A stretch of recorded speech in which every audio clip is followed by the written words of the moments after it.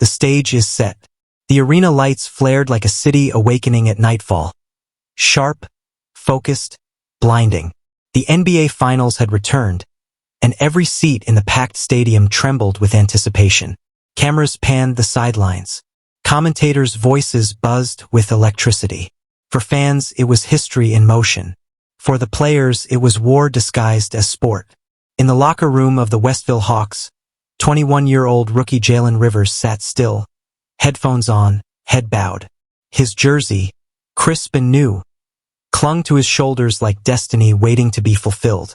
Social media had already anointed him the next big thing. Comparisons to legends were a daily routine, but now the weight of legacy was no longer theoretical. This was the finals. Every dribble mattered. Across from him, taped and battle-worn, sat Marcus "Iron" Wade, the team's 37-year-old power forward. Where Jalen carried hype, Marcus bore scars. This was his final season.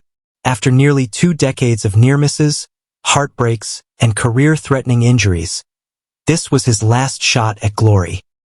He eyed the rookie with a quiet sense of both pride and caution. "You nervous?"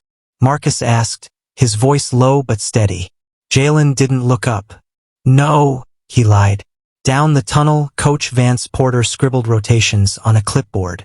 A man of few words and fewer smiles, Porter had never won a title as a head coach. Critics said he was too rigid, too old school, too hard on young stars. But he didn't care about praise. He cared about results.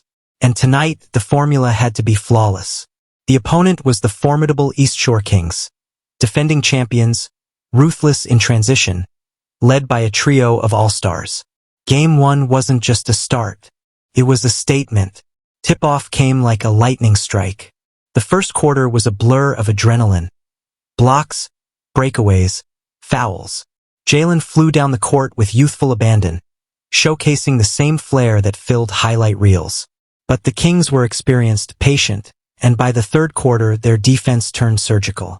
Coach Porter called timeout. "Move the ball," he barked. "Trust each other."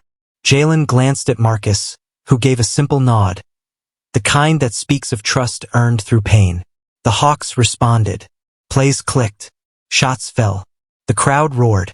Final minute. Game tied.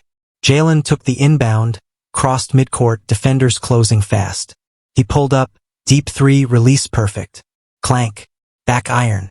Missed. In the blink of an eye, the Kings raced down court. One pass. One shot. Buzzer. Game over. The arena fell silent as the scoreboard blinked. Kings 103, Hawks 100. Jalen stood frozen, sweat dripping, heartbeat pounding. He had dreamed of this moment, but not like this. As he walked off the court, the weight of the loss pressed into his chest like a stone. From the tunnel, Marcus caught up, placing a steadying hand on the rookie's shoulder. "Game 1's over," he said. "The story's just starting." Cracks in the armor. The silence in the Hawks' locker room after Game 1 was heavier than the loss itself. No shouting, no pep talk, just the hum of fluorescent lights and the slow hiss of the showers running in the background. Jalen Rivers sat at his locker, shirtless, towel draped over his shoulders, replaying the missed shot in his mind. Again and again. He hadn't slept, barely ate. The press conference was a blur. Camera flashes, questions he didn't know how to answer. How do you bounce back? Did the moment get too big? He had no words, just the image of the ball bouncing off the rim. Practice the next day wasn't much better. Coach Vance Porter's drills were brutal. No shortcuts, no allowances. Jalen's passes were sloppy, his shots rushed. The frustration grew with every missed rotation, every glare from the coaching staff. By mid-practice, he snapped.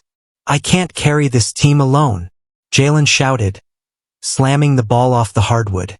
The gym went still. For a beat, no one moved.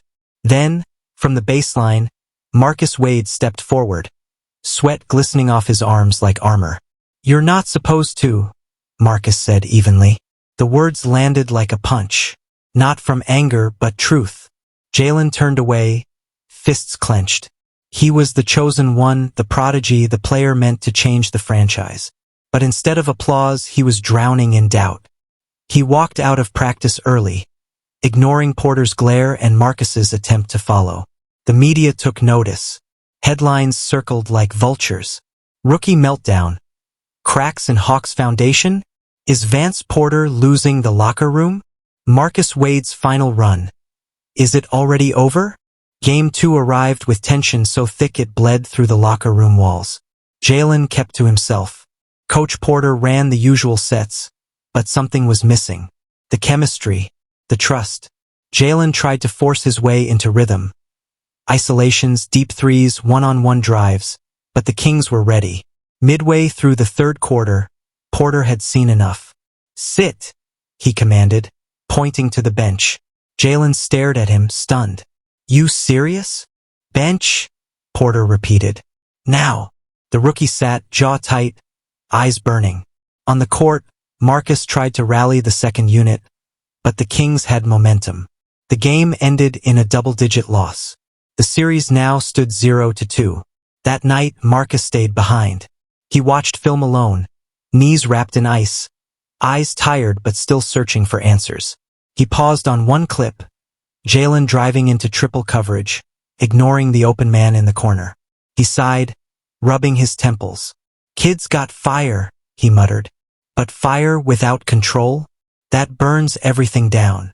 Meanwhile, across town, Jalen was in a dark gym, shooting alone. The echoes of the ball were sharp, like guilt ricocheting off concrete walls. He wasn't done.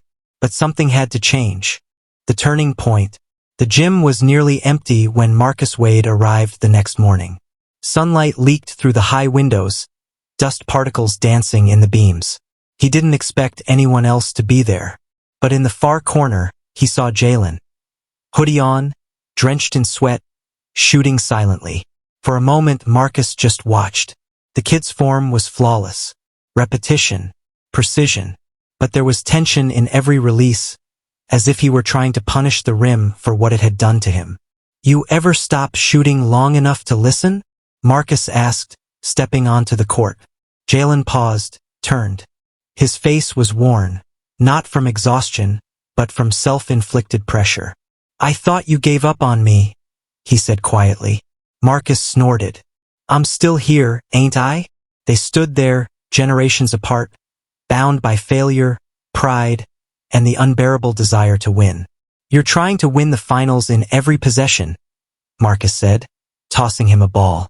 "You don't need to be a hero. You need to be a teammate." Jalen looked down. "I didn't come this far to pass the ball." Marcus walked over, took the ball back, and pointed to the scar above his eyebrow. 2009, Western Conference Finals. "I forced a shot with 3 seconds left.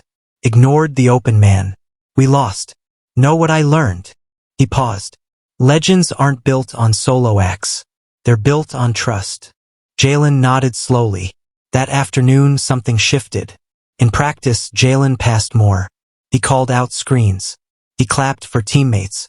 Porter watched quietly from the sideline, arms folded, expression unreadable. Later that evening, Porter gathered the team in the film room. No plays, no critiques, just a story. 15 years ago, I coached a kid just like Jalen. Gifted, relentless, but I couldn't reach him, pushed him too hard, lost him. He never made it.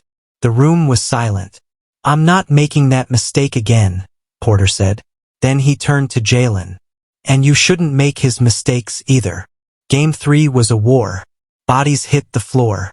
Elbows flew. But something was different. The Hawks moved like one. Jalen drove and dished. Marcus battled in the paint.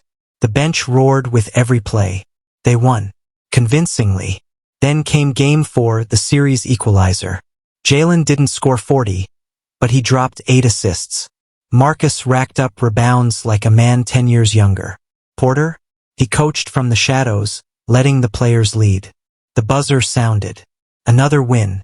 As confetti briefly fell in the home arena, Jalen looked at Marcus and nodded. No words needed. Porter walked by without a smile, but a rare, approving glance. From 0 to 2 to 2 to 2, the tide had turned. Now the real battle began. Legacy in lights. The air inside the arena was charged. every heartbeat echoing louder than the drums of war. Game 7. The culmination of months of sacrifice, self-doubt, and brutal honesty. The Hawks had clawed back from the edge. Now, they stood one win away from immortality. Coach Vance Porter didn't give a fiery speech in the locker room. He didn't need to. His players had already found their voice. He simply walked in, looked each man in the eye and said, "No playbook tonight. You already know who you are." Under the glow of national lights, Jalen Rivers laced his shoes with slow, deliberate hands. He had changed not just as a player but as a man. He wasn't chasing highlights anymore. He was chasing purpose. Across from him, Marcus Wade's knees were taped, and his breathing was heavy, but his focus never wavered. He had played thousands of games, but this one was different. This one would define everything. The Kings came out strong, veteran execution, relentless pressure. By halftime, the Hawks trailed by 11. Doubt flickered. The noise in the arena grew thunderous. In the tunnel, Marcus leaned on the wall, winded. "You good?" Jalen asked, eyes sharp. Marcus grinned, teeth clenched. "I got 2 quarters left in this body. Let's make 'em count." The third quarter was a symphony of resilience. Jalen weaved through defenders with calculated patience. Marcus fought for every rebound like it was his last. Porter made subtle adjustments, but mostly he let the rhythm flow. Midway through the fourth, the Hawks took the lead. The crowd exploded. But the Kings weren't done. Final minute. Tie game. Timeout. Porter looked at his players, then put the clipboard down. "No diagram. You've been writing your own story."